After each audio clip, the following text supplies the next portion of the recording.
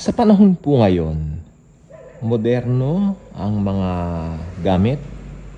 Marami pong mapaglilibangan. Mga tao ngayon, mostly mga kabataan, no? Mga Gen Z, kung tawagin nga po natin. Ito yung mga kabataan na mahilig sa BGC, mahilig sa mga bars. In fact, karamihan ng mga kabataan ngayon, nagninegosyo, mga bars ang ginagawa nila. Something's wrong sa mindset Dahil ito yung mga taong mostly involved sa mga ganito. Hindi ko nilalahat po kasi talagang may mga totoong mga mananampalataya na minsan nako-compromise lang din kung bakit halimbawa naimbitahan sa isang bar, sumasama dahil sa mga kaibigan. Pero let me tell you, kung Kristiyano ka, maging ilaw ka. Diba? You are the light and salt of the world. Influence them, not the other way around. Okay? Yun po ang maganda. I mean, Kristiyano tayo. Lately, nakikita ko, tayo ang asin at ilaw. Tayo ang diba? Tayo ang kamay at paa ng Panginoong Yesus. Tayo ang gagamitin niya. Hindi naman siya gagamit ng unbeliever, diba? Mga taong nakikita ko po ngayon, especially mga kabataan, mga Gen Z, parang walang respeto sa mga magulang, no? Nakikita ko rin po lately, masyado silang pakumpako sa mga gadgets. Kung may mga bagong mga model ng cellphone, gusto nila, meron sila. Nag-iba po talaga ang generation na tinatawag natin. Kasi nung araw, meron tinatawag na generation gap. Ako, isang millennial po ako. Ang sumunod sa atin, kung millennial ka nakikinig dito, ang sumunod sa atin Gen Z. Prior sa atin yung batang X, no? Generation X yata yung tawag doon. Whatever. Ang dami naman mga tags Ang dami naman mga tawag Ang dami mga, Pero bilang millennial, tignan nyo, naranasan din natin na tayo yung pinakabata, di ba? O ngayon pinakabata, syempre Gen Z. Pero parang hindi na kasi may susunod pa yata sa Gen Z. No? Yung mga Gen Z, yung mga susunod pa roon. Naku, kung hindi pa magra-rapture, powers ang daigdig. Maniwala kayo sa akin. It's about time to tackle about their behavior. Hindi tayo nag-uusap dito tungkol sa salvation. Lahat ng tao makasalanan. Pero ang gusto ko lang pong tignan dito, yung kaibahan ng generation nating mga millennials. Ito po ay siguro mga year 2005, no? Mga bata pa tayo noon, no? Sarap mabuhay ng gano'n, no? Tapos mga 2006, ibang-iba pa. May mga gadgets tayo noon. Mga millennials na tayo to. May mga gadgets tayo noon pero hindi kasing high-tech ngayon. Naranasan niyo ba yung pupunta tayo sa mga computer shops, nagpapaburn tayo ng mga CD, mga paborito ng mga kanta, okay? Tapos nagpapaburn din tayo ng mga movies. Natatandaan niyo po ba yun? Ngayon, din natin ginagawa ngayon yun. Kanya-kanyang lakad na tayo ngayon. Kanya-kanya tayong gimmick ngayon dito sa mga gadgets natin na hawak. Okay. Pero ang gusto ko lang pong sabihin is this. Kasi ng mga panahon na yan, nag-i-evangelize rin po kami. Parang, makinig po mabuti, importante po to. Kapag kami mga pumupunta sa mga bahay-bahay dati, may gana pa yung mga tao. Ito sinasabi ko itong makinig pong mabuti.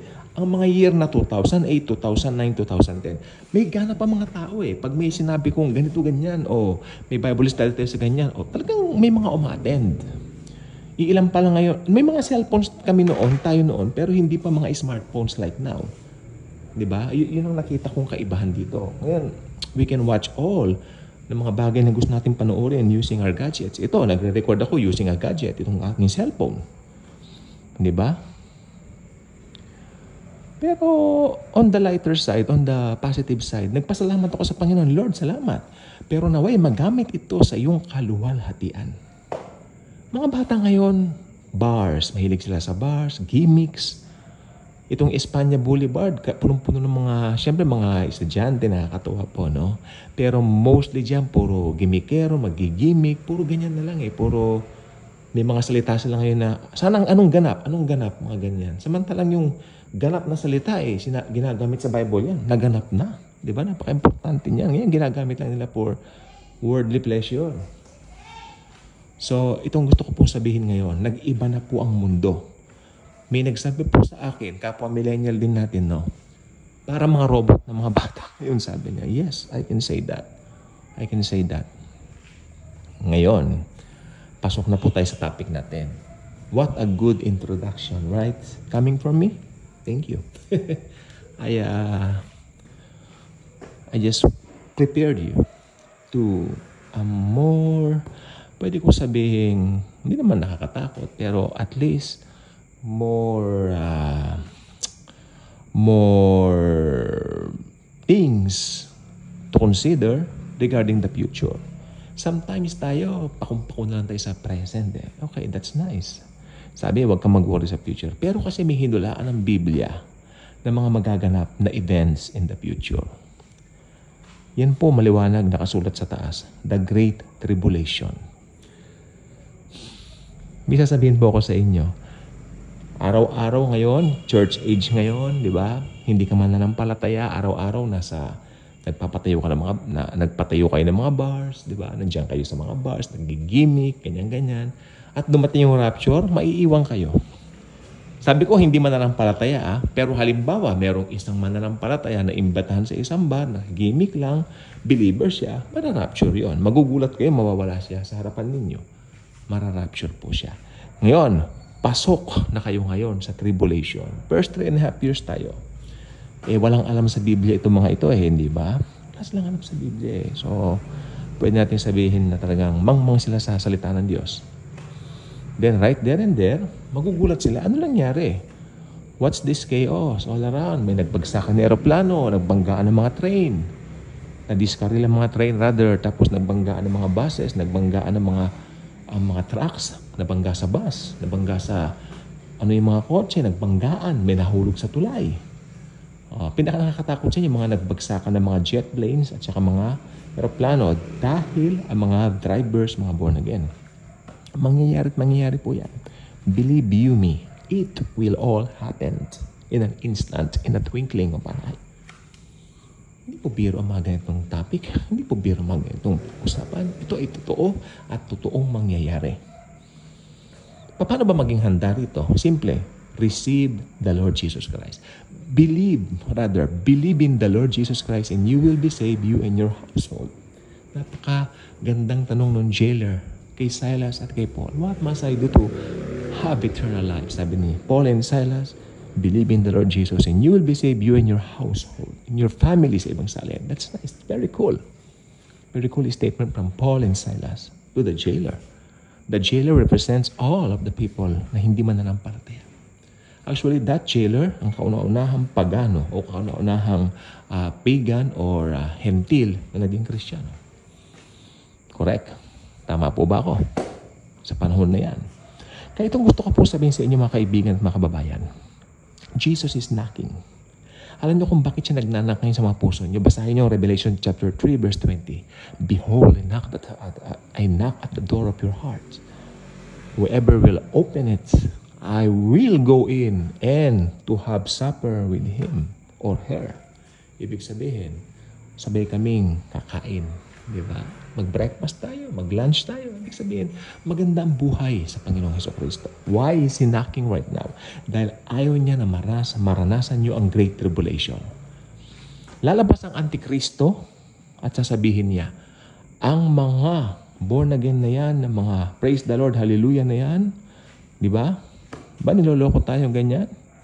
Mga praise the Lord, hallelujah na yan. Sila ay kinuha ng mga aliens, sasabihin niya. Maniniwala ngayon yung mga taong ito, sapagkat ang mga taong ito walang ginawa kundi mag-good time nung church age, para mag-good time, nasa mga bars, nagigimik, nasa BGC, na kung saan.